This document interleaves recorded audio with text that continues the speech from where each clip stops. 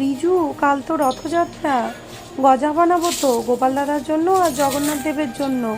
তুই ওই জগন্নাথ দেবের ওই হাতির সাজের বেশের গল্পটা যেটা বলিস ওটা বল না, ওটা শুনি আর আমি এখানে গজা বানিয়ে নিই আর পুজোটা চট করে সেরে নিই। দাঁড়া, কিরে বল, আমি পুজোটা সেরে নিই চট করে, তুই বল, আমি কিন্তু শুনবো, নাহলে গজা বানাবো না। ও মা, তুই খুব চালাক। মোটেও না, বল বলছি। ঠিক আছে, তো এককালে একটা ব্রাহ্মণ ছিল, তার নাম ছিল গণপতি ভট্ট। অনেকে বলে সে কর্ণাটকে থাকতো, অনেকে বলে মহারাষ্ট্রে থাকতো। আচ্ছা। এবার সে ছিল গণেশ ভক্ত, বিশাল বড় গণেশ ভক্ত। সে মনে করতো যে গণেশ হচ্ছে পরম ব্রহ্ম, তার উপরে কেউ নেই। হুম। তো এবার যখন সে ব্রহ্মপুরাণ পড়ছিল তখন সেখানে দেখে যে কলিযুগের যে দেবতা সে হচ্ছে এই জগন্নাথ দেব। ঠিক আছে, হুম। তো এবার মনে বিশাল ভক্তি নিয়ে ওই পুরীর দিকে যায়, পুরীর দিকে প্রস্থান করে। হুম। দিয়ে ওখানে গিয়ে দেখে যে জগন্নাথ দেব তো একেবারেই গণেশের মতো দেখতে না, তার সুর কোথায়। হুম। সে তো একেবারেই, উনি ভেবেছিলেন যে বোধহয় লম্বা সুর থাকবে, বড় কুলোর মতো কান থাকবে। একেবারেই একেবারেই গণেশের মতো দেখতে না। সে ভাবলো যে এ কি করে হতে পারে। হুম। দিয়ে সে ফিরে যায়। সেই সেই দিনটা ছিল হচ্ছে ওই স্নান পূর্ণিমা। স্নান পূর্ণিমা, হ্যাঁ। স্নান পূর্ণিমা। এবার তখন তার স্বপ্নে আসে যে তুমি আরেকবার আমার মন্দিরে এসো। হুম। হ্যাঁ, দিয়ে তখন সে আবার শেষবারের মতো মনে ভক্তি নিয়ে আবার মন্দিরে যায়। জয় জগন্নাথ। দিয়ে তখন ওখানে গিয়ে দেখে যে জগন্নাথ দেব ওরকম পুরো ওই হাতির মতো, ওই এরকম ওই লম্বা সুর, পুরো গণেশের মতো হুম। সেজে বসে আছে। হুম। দিয়ে সেই দেখে সে কেঁদে ফেলে।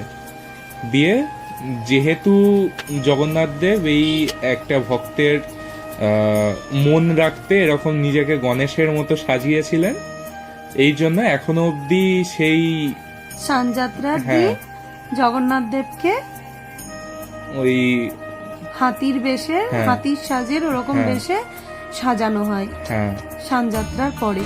হ্যাঁ, তুই বললি আমার গায়ে কাঁটা দিয়ে উঠলো বাবা, সত্যি।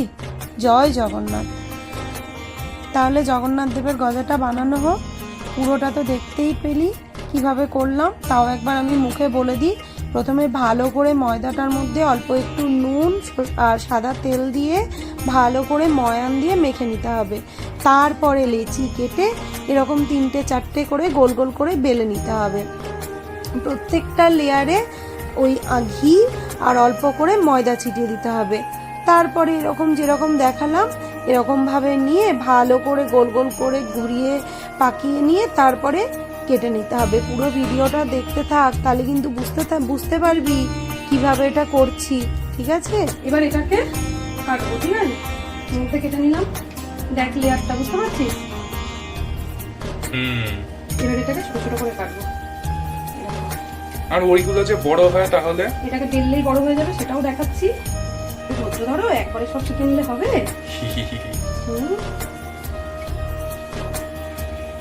আচ্ছা, আর যে কোনাগুলো বেঁচে যাচ্ছে এইগুলো দিয়ে? এইগুলো? হ্যাঁ, এইটাও ভাজবো, সুন্দর শেপ হবে না? এটা ভেজে আমার ঘরে একটা বদমাস গোপাল আছে, পাঠিয়ে দেবো। বুঝেছিস? লম্বা। এইটা দেখ, এটা দেখ, এটা যেমন চ্যাপটা, এটা চ্যাপটা চ্যাপটা হবে, আর এটা লম্বা লম্বা হবে। কোনগুলো খেতে বেশি ভালো হয়? দুটোই সমান খেতে, মানুষের চোখে যেটা ভালো লাগে সেটা খাই। আমার তো এই লম্বাগুলোই খেতে বেশি ভালো লাগে। এগুলো সব লম্বা বানিয়েছো নাকি? এবার দেখ লম্বাগুলো ছাড়বো। ওয়াও,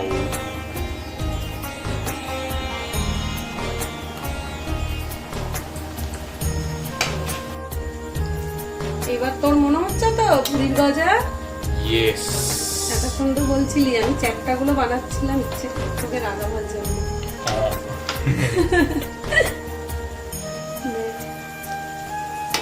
আর এটা একদম গ্যাস কমিয়ে হবে।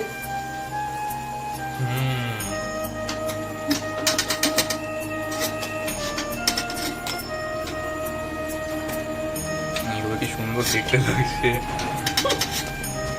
আমাকে কামড়ে দেবো, আগে বানাওনি এইভাবে।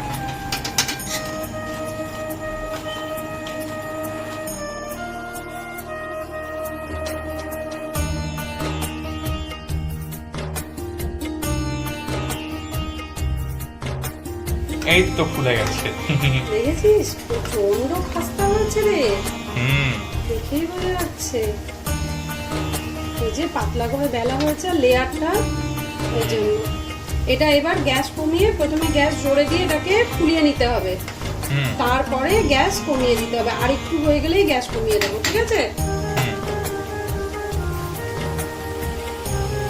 এবার গ্যাসটা কমিয়ে দিলাম, বুঝতে পারছিস তো? হালকা লাল লাল হয়েছে। এবার মচমচে হওয়ার জন্য গ্যাসটা কমিয়ে দিতে হবে, আর কিচ্ছু না।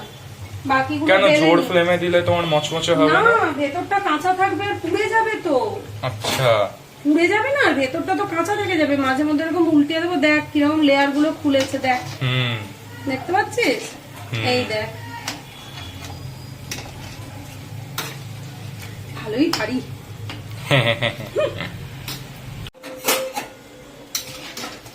দেখেছিস হুম কেমন খাস্তা হয়েছে ইয়েস। আর লাল লাল হয়ে গেছে। ব্যাস, এবার এটাকে তুলে নেব। তোলো। এরকম এক তারের মতো হবে, ঠিক আছে? এই যে না, এটা তো এখনো ড্রপ ড্রপ পড়ছে। না না, এই যে দেখ অনেকটা ও। গাঢ় হয়ে এসছে, এই যে বোঝাই যাচ্ছে। হ্যাঁ এইরকম বন্ধ করে দিই। এই যে রসটা এরকম হয়ে গেছে, ঠিক আছে? এবার এর মধ্যে গজাগুলো জাস্ট ফেলবো আর তুলবো।